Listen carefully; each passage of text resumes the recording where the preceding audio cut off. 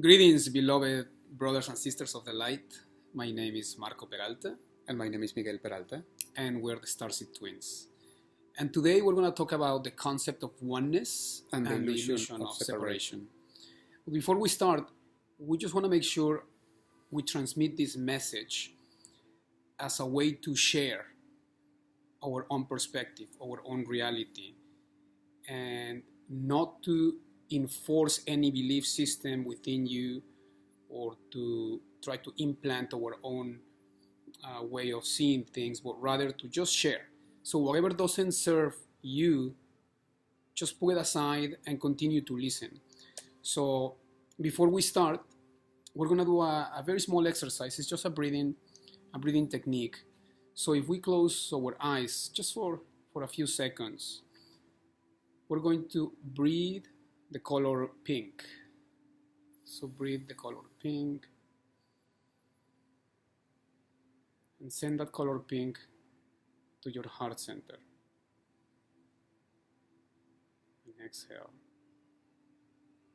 And visualize how your heart center expands and you become one with your heart center. And the invitation tonight as you do this exercise is to receive the message with your heart center instead of receiving it with the mind. And as you receive this message, just visualize how you absorb the light in this message. And by doing so, you will become self-realized in the light. So if you're ready to start, we're going to start with the concept of oneness.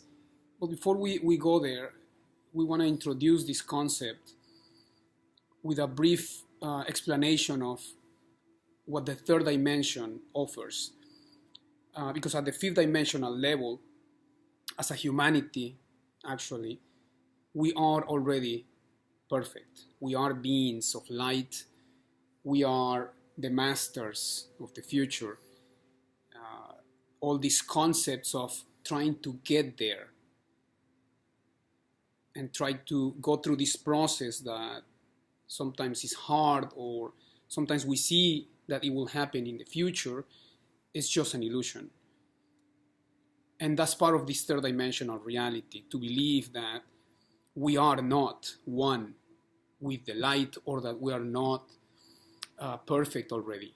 So as a collective, as a human race, we have evolved so much that at this point we are ready to activate our inner 5D technology of creation.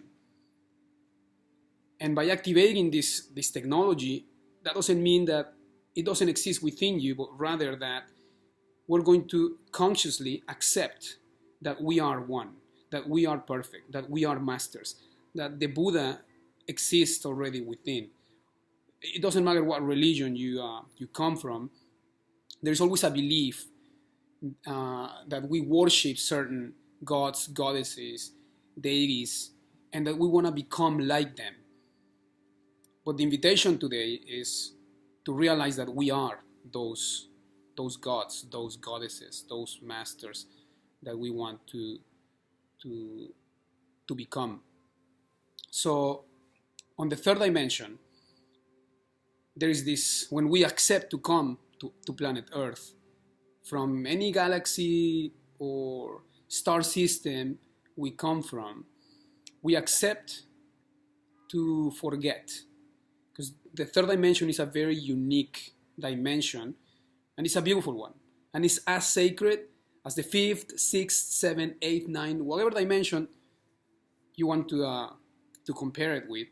The third dimension is just as sacred, it's just as beautiful.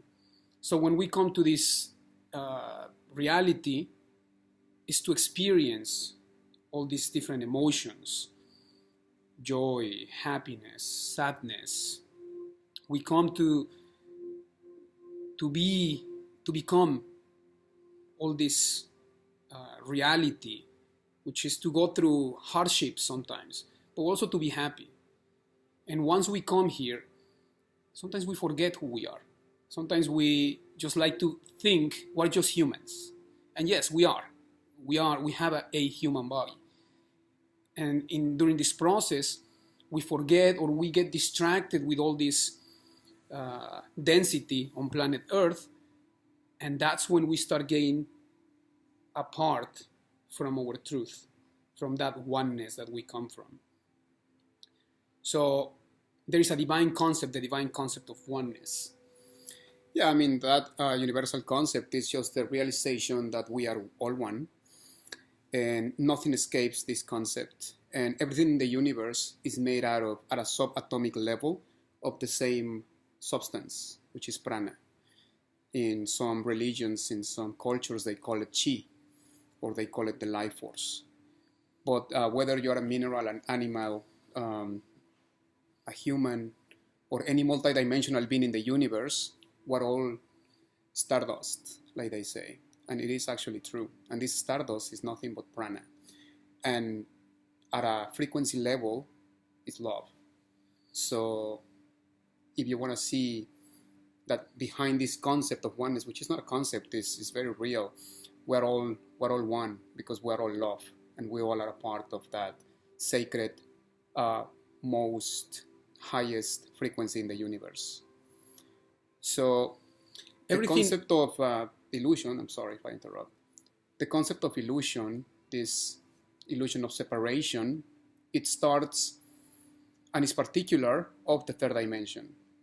And it begins the moment we are actually born. And like my brothers say, it's an agreement that we have the moment we're born that serves a purpose, a higher purpose here on the third dimension.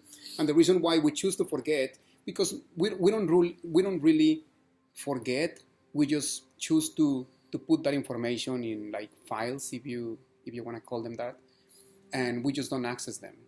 But they're actually there, and through the Akashic records, we can actually access those files and realize these beautiful multidimensional beings we are, and all these aspects of ourselves that exist interdimensionally and parallel to this beautiful third dimensional reality where we exist and we choose to incarnate.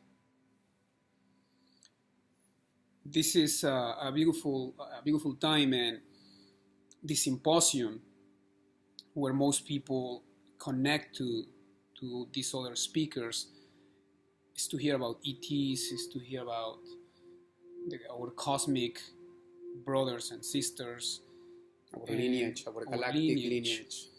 And to them, the times we have had the opportunity to connect directly with different races, the Pleiadians originally, the Alpha Centaurians, the Arcturians, the Andromedans, the Lyrians, the Syrians, the Blue Avians, the Hathors, and so many other races. They are all very unique, loving races, loving beings, and as much as they have a different agenda on Earth to help us as a human race ascend to our own truth and become fifth dimensional beings as a human race, because we are already fifth dimensional, we are multidimensional already. There is a very unique aspect that make all these races one, and that is love. So when you connect to your heart center, all of a sudden there is this immediate frequency that you tap into, and you can connect to any of them. A lot of people ask us how to connect to their galactic family, to their lineage from the stars, and it's all very simple.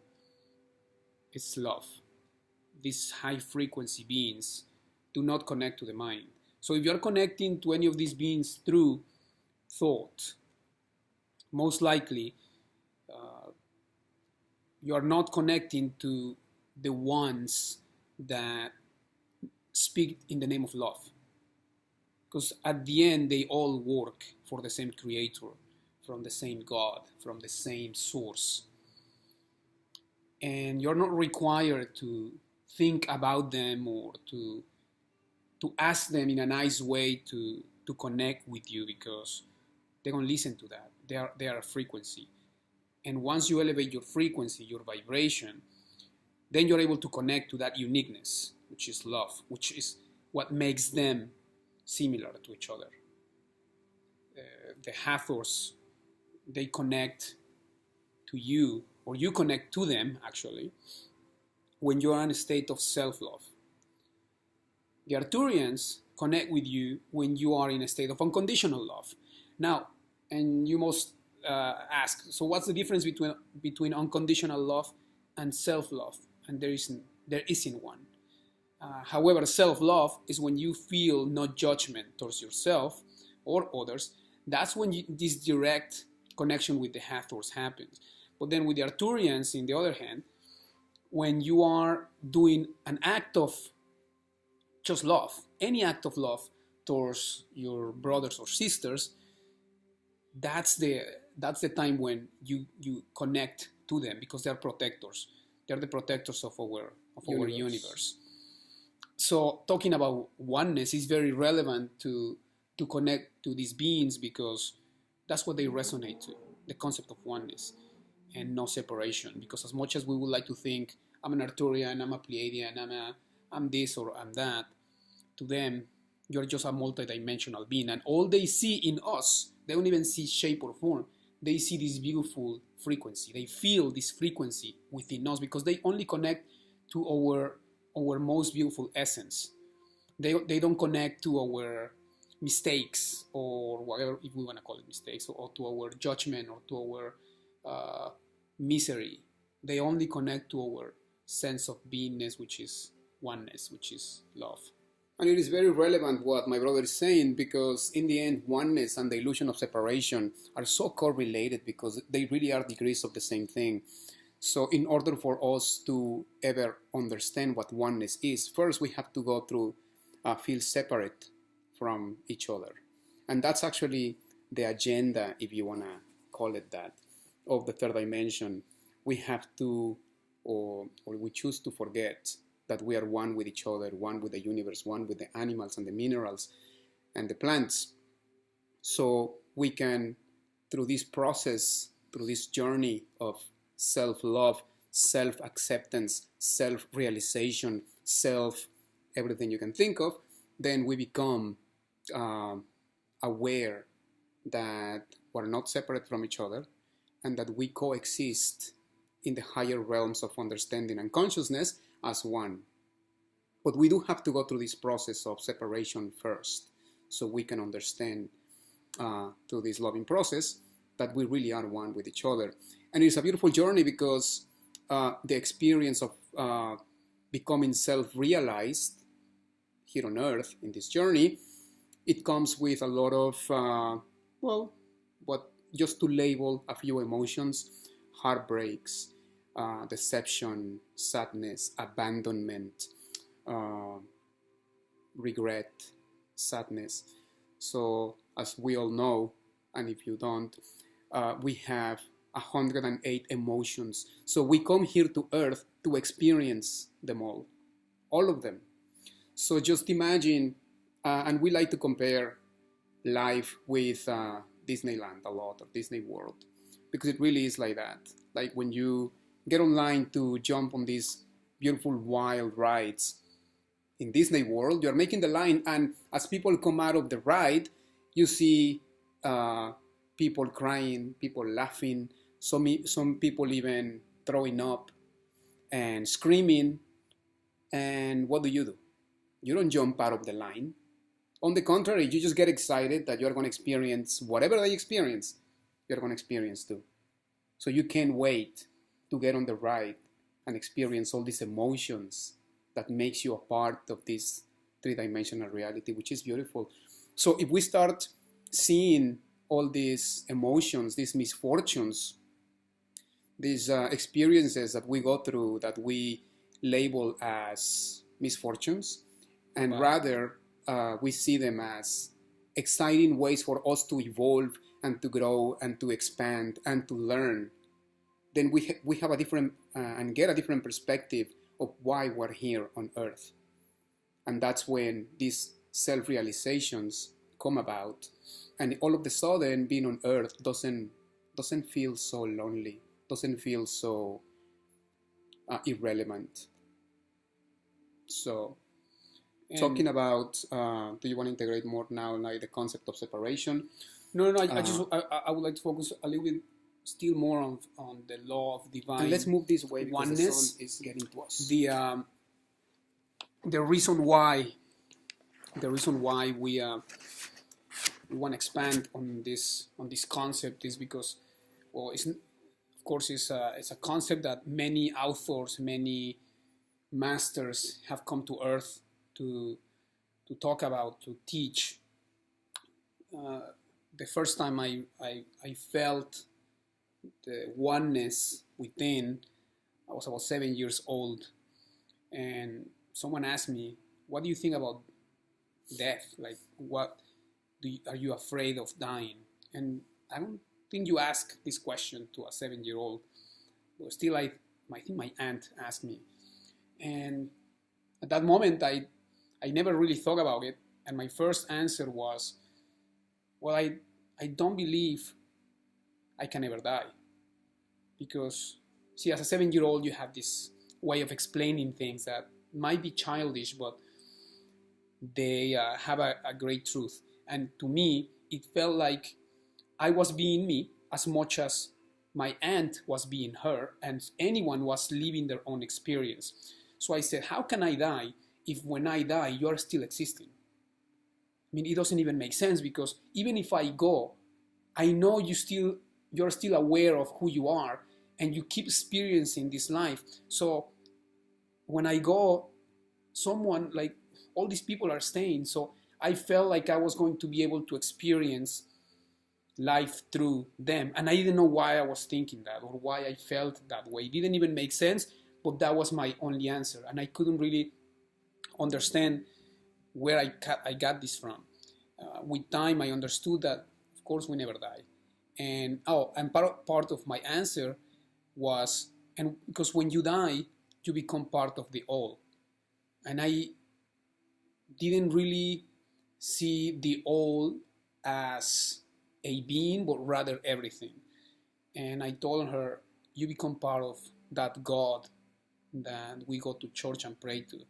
We become part of the earth. We become part of the universe. So you never really die. And that's when I started to realize that there is really never a separation between us and the earth and the universe and anyone. We are all one. And being a twin in this lifetime, it's a great thing, because as much as there are two of us, I feel like I am him, and he thinks he is me, and we think we are one.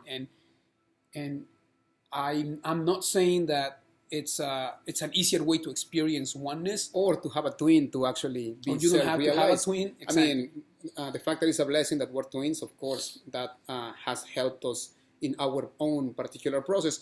But in any process for anybody, I think the most important thing to reach those levels of understanding, of self-realization, is to really go within and to create and start a relationship with yourself.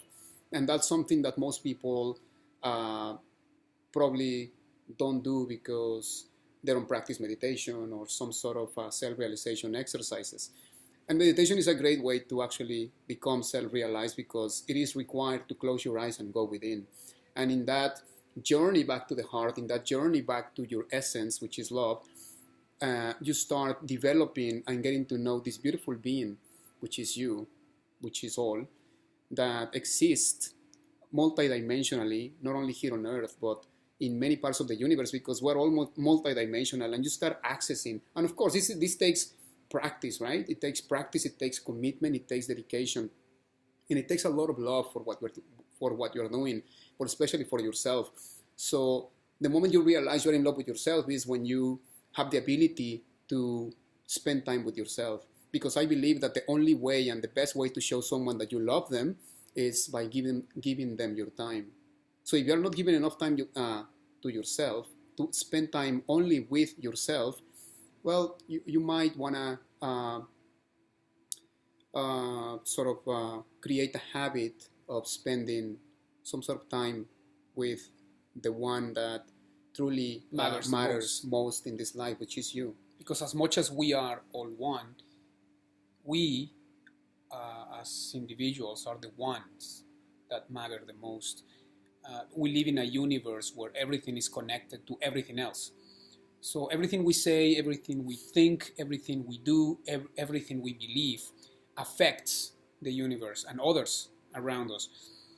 We were in Mexico a few months ago, well, actually it was last year, I believe, in a place called the Seven Luminaries. And there is a race of inner beings. These beings live beneath the earth, and they're cosmic beings.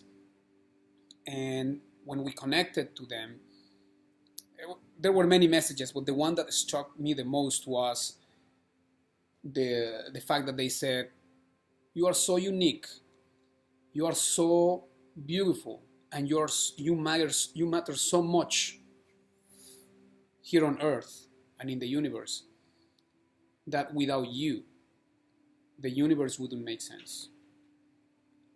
And I felt, how can I be that important? How can me, just this person, can actually make a difference? And when we connect to this being inside you, which is omnipotent and omnipresent, you realize you are a part of God. You are a part of a universe that is infinite. And all these galactic beings that we connect with, they understand that. Not only they understand that, I feel like that is the main reason why they connect with us. To make sure we understand this concept of no separation, because this is part of their work on earth. This is part of their agenda to help humanity become one, to become enlightened, to become fifth dimensional beings, and to just help us.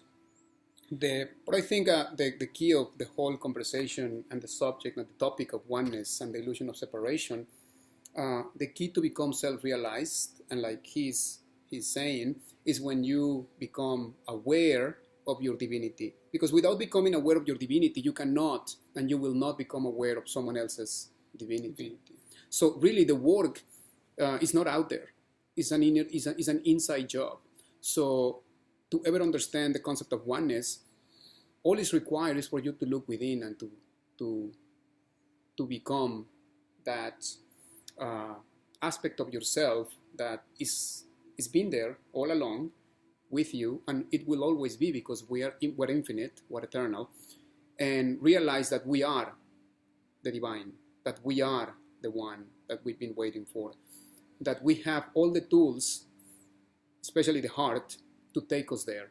And by realizing that we exist and coexist with this divinity in us, you awaken to this new understanding that if that's actually what happens within me, that for sure happens within him and her and him and everyone else around me. So it is a beautiful thing, because even though the whole concept of oneness is a universal law, it only exists within us. And it's by realizing our own divinity that we will understand the concept of oneness, because only then you know that that same oneness exists in all of us. And the beautiful thing about becoming self-realized, is that through this realization we can manifest. And we can manifest anything, because oneness, the concept of oneness, or the understanding or realization of oneness, is a very high frequency. And when you exist in these higher frequencies, not only you're able to communicate and have a beautiful relationship with extraterrestrial beings, or the ascended masters, and any being in the universe. Like avatars, sages, Kumaras, Elohims. And when an individual resonates with the divinity and the concept of oneness, there is this shift, there is this switch in your mind that happens, and all of a sudden you don't see things as misfortunes, or you don't see things as bad and good and cold or hot. You just realize that everything is perfect, that everything is one in harmony, one with harmony. And when you live in that frequency, you start attracting more people, more circumstances in your life that allow you to have a beautiful experience rather than one of misfortune. So oneness is not just a concept, it's a frequency. And tapping into that frequency, it's a beautiful thing, not only because you feel amazing about realizing who you are, but also it helps in this three-dimensional reality to manifest anything you like. Because when you see yourself separate from love, well, you don't really get to experience that frequency of love. When you see yourself separate from health, then you don't get to experience that healthy lifestyle. When you see yourself separate from abundance, then you don't get to experience this abundance around you, whether it's financial or any kind of abundance. Now, that doesn't mean that in those experiences that you're attracting, there is a misfortune, because there really isn't. The reason why you tap into those frequencies is because there is something in those situations that will allow you to grow and get the understanding that you need for you to tap into those higher frequencies. So, to complement what my brother was saying, yes, of course, everything in this life that we get to experience with our five senses is actually a blessing. So as long as you can touch it, you can taste it, you can smell it, you can see it, you can hear it, as long as it's perceived with your five senses, then it is actually a blessing. But more than just a blessing, is also an opportunity to grow and to expand and to evolve. So the illusion of separation is actually a blessing too. It's a blessing because without that illusion, then we would go back to the fifth dimension right away. It's almost like game over. So tapping into these higher frequencies doesn't mean that you won't create new challenges in your life. And you will. Why? Because that's what we love doing. We just give ourselves more challenges and more challenges to make this life experience more interesting, more fun, more creative. So you will attract still in your reality challenges that will make you rise again and once again learn and once again expand and once again evolve. So understanding the higher frequencies and having this higher consciousness doesn't end the challenges of life, the people that will challenge you, the situations that will take you onto this edge and test you. Because the more understanding we acquire, we start getting measured and evaluated differently. Why? Because now we know. So everything is a test. Everything, as we breathe, we create all these tests, which are based on love, but also are based on pure evolution, and to test our ability to continue responding with love, to continue responding with compassion, to continue responding with forgiveness. So I completely agree with what my brother said. Yeah, and the goal is not to believe that we are all bound to experience bad things or to only experience good things. It's to embrace them both as divine, as one with a purpose, which is a higher purpose, a design, a beautiful design. And when we move from the mind to the heart, we integrate them. And rather, yeah, okay, so he just said it. It's not just moving from one to the other one and negating the mind.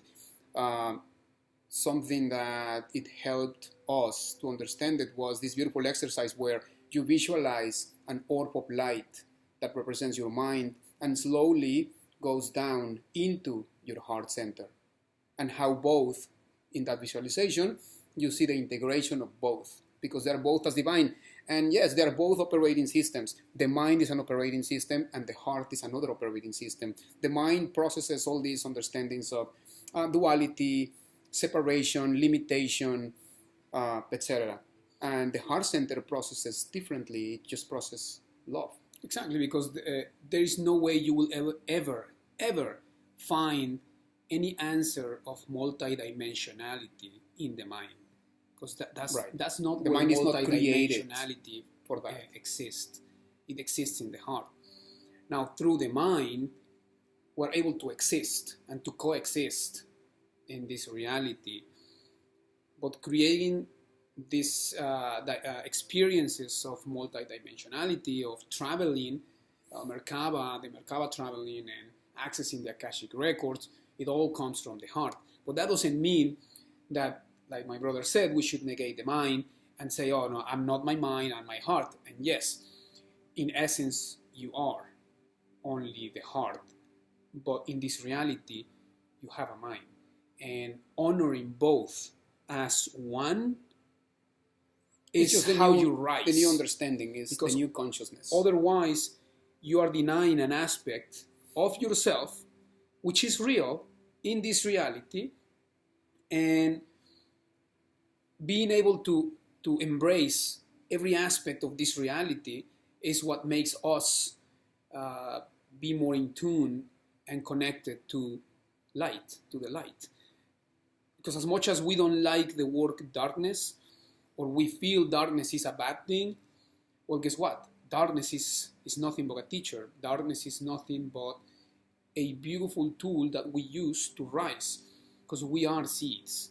We are able to go and bury ourselves in the deepest darkness and grow and expand and become so beautiful every time we visit those moments, that accepting and acknowledging darkness as part of oneness, it's also important, because in this reality you will never be exempt from feeling density, because this is a dimension of density.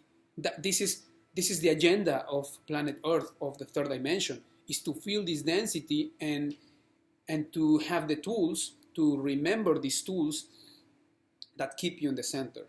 Because as much as we go like a ride, like a roller coaster, and sometimes you have your ups and your downs that are inevitable in this reality, you can always master those emotions and remain in the center, remain in the heart, which is in the middle, which is both, like integrate whatever is good or you consider as good and whatever you consider as one, and make as bad, and create and make them one. And this integration of both, it's magic, and it creates magic in your life. And if you think about it, the reason why when we come into praying positions, the mudra that we do every time is this, right? Because really what we're asking in this lifetime is to become one with harmony, one with balance. So that's why we call upon the feminine and the masculine energies, the yin and yang, and we're really calling the most powerful energies in the universe, which is yin and yang. And when they come together as one, we are really creating the most powerful frequencies of all, which is love. So as humans, we are very accustomed to come into prayer, and the first thing we do is, Lord, please help me. We are literally invoking the most powerful frequency in the universe, which is love. It's a few weeks. Last week we went to Mount Shasta, and as I was meditating, my hands went like this, and while my eyes were closed, I could only sense the yin and the yang, the balance, which is the universe, right? So as I'm creating this mudra with my hands, I realize how beautiful it is that we live in a universe of balance, of non-separation, where the darkness and the light are one. But then my hands started to go like this, and the feeling was different. I was not able to feel that separation, because the deeper you go, then the hands started to go like this. And the deeper you go, the closer you come towards that realization that we are one, then this duality goes away. And in the beginning, I perceived it as balance, and just to realize that the balance really exists here. And the yin and the yang is a very powerful tool that we were given. It's a universal symbol. And as beautiful as it is, it's still a way for us to remember that this duality is one. But then I feel like at higher levels, this is no longer required. I mean, duality exists in the universe, but they don't experience it in the same way we do. We experience it as separation. The way the higher realms experience duality, which they probably don't even call it duality, but they do experience the feminine and the masculine aspects. But in the universe. So a beautiful exercise if you want to practice, because it's not about believing or not in energy. We are all energy. Everything in the world is energy. Everything in the universe is energy. So my brother and I practice this beautiful healing modality, which it doesn't really have a name. We call them activations, because that's what our spiritual guides told us to call them. So even though we do different things while we are assisting a person to evolve, something that I do, or that my body does when I connect to these universal energies, before I lay my hands on certain chakras or energy points, my hands just go like this, literally like the Karate Kid guy, right? So as I'm doing this, I visualize energy. That's really all I visualize. And I know I'm creating chi, this life force. And through this life force creation, just like my brother was saying, when my hands are ready to be laid on the person, they come like this, into balance. And this lets me know that I am in perfect balance and harmonized to do the divine work. And then I just lay the hands on people. So you can do that with yourself. You can do that with your loved ones and practice. And I promise you they will feel your life force. They will feel your love.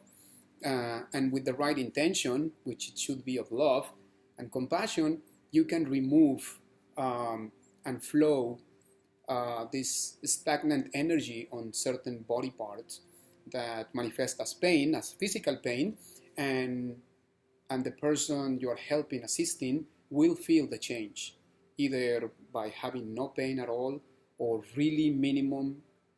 But try it. I invite you to try it, because you don't have to say, oh, I'm this healer. No, it has nothing to do with being a healer or not. It's just what is. And we all have that capacity. It's all in us. And once again, if you do this for 45 seconds, for 45 seconds, and then do this, and then be ready and lay your hands on any body part that, even try with yourself first. If you go to the gym and you are sore and you want the pain to go away, just try that and put your hand on your biceps. It's a or powerful, it's a really powerful practice way of bringing, comfort, calling upon comfort. your oneness. And when we do our work, we first embrace oneness, and by embracing it, we mean that when we get with one person, we know their energy and our energies, it's connected already. So there is nothing within that person that already that doesn't exist within me already, and there is no energy outside of this person that we're calling upon. So everything we work with, all the modalities out there, whether it's Reiki or other modalities, they work with the same energy in the name of the Creator. So once you realize that energy is basically all connected and it's one, then the concept of you and I disappears. So when we make that concept go away in our minds and we become one with our heart center, then the work gets done. So if you are looking to become, if you're not a healer already and you're looking to become a healer, or you are looking to use your uniqueness and put into service towards your brothers and sisters, know that becoming one with everyone, or embracing your oneness and your uniqueness as a result of this divine force that we all belong to, it will help you. When we started this beautiful journey, my guides, or the beings that gave us these tools, or that activated these tools within us, they told us, because we were actually scared of doing this, and they said, you just have to know two things. Everything already exists within you. It is within you. And the second thing is, there is no wrong way to do it. Because when you do your work through this concept of oneness, through this concept of love, there is no way you can do anything wrong. When you work in the name of the divine Creator, which all these beautiful cosmic beings exist, then the work is already done. There is nothing you actually need to do. Your soul presence does the work, because the work is already done. You still have to go through the process, Right. but the work has already been done. It's never something you create. It's already done. But you being there in the name of oneness, it's already, it's like it's manifested already. But we look at time in a linear way. So we need to allow to this third dimensional reality to kick in, of course, and we have to go through the process. But just know that when you embrace this concept of oneness and you do healing work, it's all already done. It's always been already done. Another concept that we wanted to touch up really quick on is the concept of self-love, because oneness, of course, was our main topic, and the illusion of separation. But we believe that it all starts with self-love. And I used to think that self-love was going to the gym, taking care of my body, eating healthy, not smoking, not drinking, not doing drugs. And So it is a part actually of it, of course. part of it. Of course, I'm not saying that has nothing to do with self-love. Of course, it's required to take care of your temple and to do the right things, or the good, or the things that are proper for your body. But once I realized that self-love was simply to see myself without judgment, because sometimes we believe or we feel that we are not worthy of something, or that we're just not worth anything, or that we're not good enough, or that how am I be a good thing for someone, or why am I not in a loving relationship, or why can I be my dreams. So once we have this illusion of separation, that's when we lack of self-love. And self-love, I feel, is the beginning towards Dissolving realizing the we are illusion one. of separation. Exactly. Right. So as much as you keep practicing self-love, and people have asked me, so how do you practice self-love? Well, the things I mentioned earlier are part of it. But Also, I think that it's important because really, I've been in situations, and I'm sure we can all agree that sometimes we're having such a bad time in our lives that it's difficult to conceive that we can just love ourselves right away. I mean, it can be a little challenging. So a good way to start practicing self-love is through gratitude. You know, I mean, we can all count our blessings, I mean, whether it's a roof of our heads, the car we drive, the money in our bank account, the food we eat, the bed we sleep in on. So, as you start counting your blessings, you start connecting to these beautiful frequencies where, of course, the highest frequency on earth is gratitude. The highest frequency in the universe is love. So connect first to the frequency of gratitude. Count your blessings.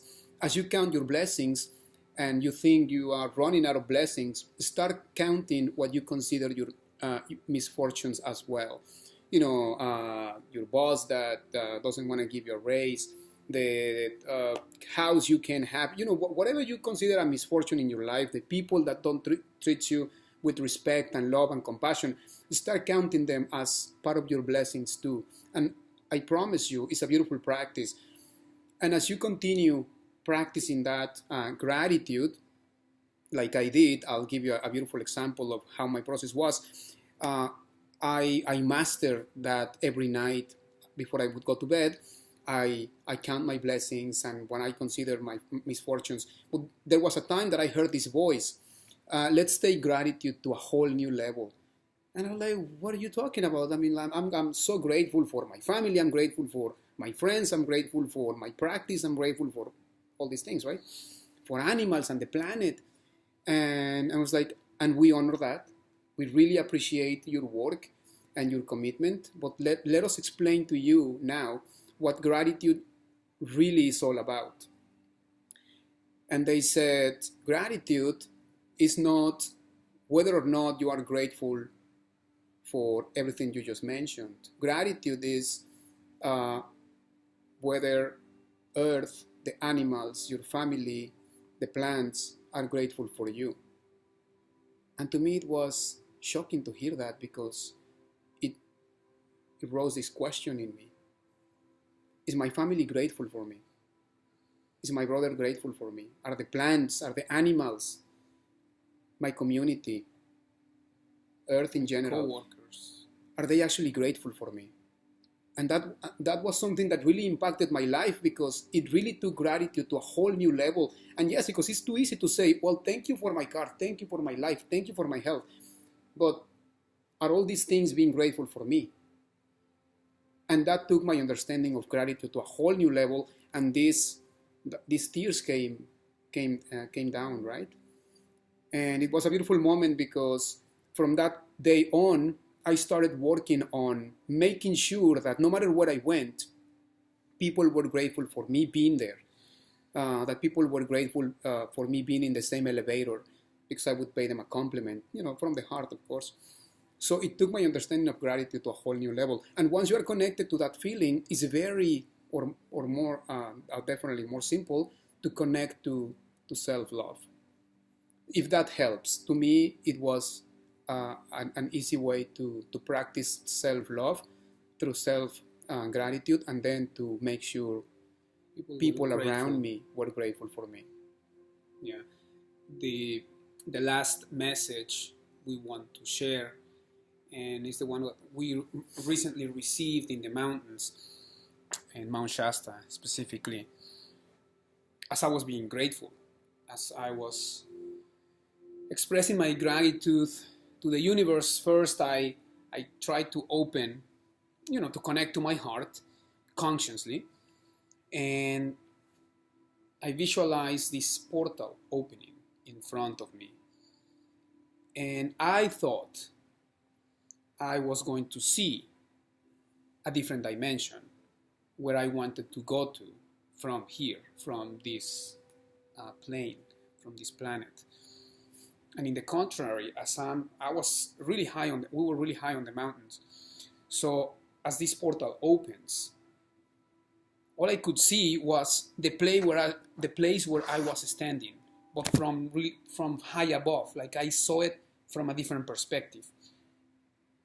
And at that moment, I was a little confused, and I thought, how come am I seeing the same place? Like I thought I would go somewhere else.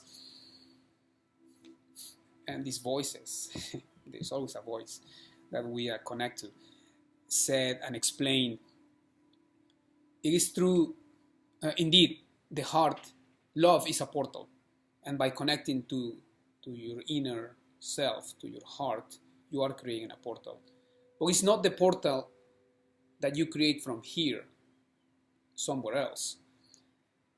Earth, it's the place where you come. I'm sorry, no. This portal of love brought you to Earth to have an experience. This planet, it's the ultimate place for your growth. We are already perfect. We are already light. We are already enlightened. No matter who you are, no matter where you're from, it doesn't really matter. When we embrace our inner self as being all we want it to be, when we see ourselves as being perfect and as already being these masters that we want to become, there's a shift of consciousness. And I keep going back there because I really want to make sure I don't miss anything. And because when we come to Earth, we do it out of love and love only. We don't do it just for the experience. And yes, the experience is part of it. But we take on these challenges and these experiences only for love, only out of love. We're so in love with Earth that we come here to learn how to be human. So as much as we all want to connect to these star beings and these beings from other star systems and galaxies and higher dimensions, just know that they don't see themselves as higher than us. Because before this meditation, that when we opened this portal, we interacted with these 3 giant beings in the forest, and their message was beautiful. They were not relative or relevant to this topic. They were just explaining. I think it's actually pretty relevant, because I know most of you, or a lot of you, do want to connect with these sacred beings. They're beautiful beings, celestial beings. And if you ever want to connect with them, of course, they're there, they're listening to you. They really are. But they're not going to come down and show themselves. You have to go up and connect with them. And when he says go up, it means to rise your frequency. Right. It's not like yeah, and I was going to explain, of course, that. So it's just for us to have this human conversation. But that's what I mean. And all they require, and it's a requirement for ourselves, like my brother was saying, is to be able to learn to connect among us first. Because the most beautiful connection and the most important connection, and why we come here to Earth, is to master this dimension, so we can later go and teach what we learned in our planets, in our universes, in our galaxies, which is mostly about compassion and love. So yes, we can connect with them, but before we do that, and before we speak light language, a lot of people, hey, how do I speak a light language? And the answer is always the same. If you are able to speak your truth, here on this dimension, and everything that you say is matches. It matches, the frequency of love and compassion. Don't be surprised if you access all these universal languages as a result of. And you activate these gifts within you that already exist there. Yeah. But so it takes commitment. It takes being a human. And that's what we want to make sure we transmit very clearly. Yeah. Your connection with the universe, your connection with these beings starts with your connection with your brothers, with your connection with your sisters, your connection with the person that cuts your way off in the highway. That's the most important connection. And once you connect at a human level and manage to integrate each person as yourself, because really our mission, our purpose in life is to integrate as many aspects of ourselves, which is him and everyone else, through compassion. So what that means is, the more you're able to look at a person and see yourself in that person and treat them with the same love and respect and compassion that you would treat yourself, then you can actually know that you have integrated that person. And also a good way to know you have integrated a person or not, believe it or not, is if you can actually give that person a big hug, at least for like 20 seconds, and not make it awkward. So that's a great way to know you have integrated a person. But again, it's not that you're going to hug everyone, which you can actually. But if you don't, then a good way to know is if you can actually look at that person and, once again, treat them with the same respect and kindness that you would like to be treated with. So the invitation is always that. Let's connect to these beautiful beings, to these beautiful ascended masters, archangels, avatars, Buddhas, and Elohims. But before we do that, we are actually required to do some inner work. Once again, look within, realize, self-realize who we are, and connect to that divinity that exists in us and connects us all through the heart. And after that, you'll be able to see everyone else with the same to be free love. Because ultimately, and that will set you free. That's what sets us free. To all these self-realizations are just, which is really just one, to self-realize that we are one, that all is all, and that we are one, part of the all, right? So thank you very much for the time we have spent together. We hope that we have transmitted any information of value to your process, to your growth, to your evolution. You can always reach out to us. You can find us. Our website is very simple, starseedtwins.com, and we're always there for you. We'll be happy to hear your comments, if there are any, your questions, and we'll be able to answer them right away with the best of our understanding. So once again, in the name of the light, in the name of love, in the name of creation itself, we thank you and we honor you for allowing us in your space, in your process, and for trusting us to deliver these words of love to you guys. Thank you, brothers and sisters. And from my part, I am Miguel Peralta. And I am Marco Peralta. And we are the Starseed Twins. Namaste. Namaste.